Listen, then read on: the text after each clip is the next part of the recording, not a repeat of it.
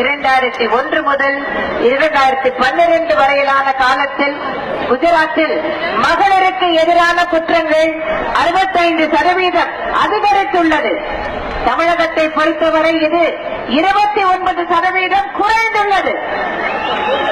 அதேபோன்று சாதி மத கலவரம் 2005 முதல் 2013 வரை குஜராத்தில் 479 ஆகும்.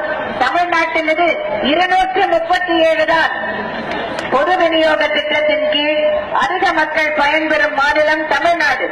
குஜராத்தில் இதற்கு நேர்மாறான நிலைமையே உள்ளது.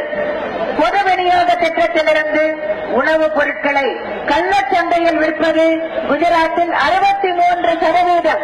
தமிழ்நாட்டில் இது வெறும் 4% தான். வாக்காளர் பெருமக்களே, தமிழகத்தின் வளர்ச்சி என்பது அனைவரையும் உள்ளடக்கிய வளர்ச்சி.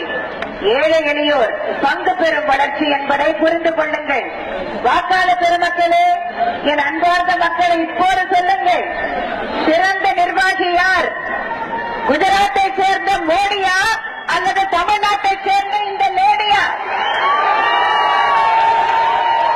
அனைத்து துறைகளிலும் மிக சிறந்த நிர்வாகத்தை அளித்துக் கொண்டிருப்பது குஜராத்தை சேர்ந்த மோடி அல்ல, தமிழ்நாட்டை சேர்ந்த இந்த லேடிதான் என்பதை புரிந்து கொள்ளுங்கள்.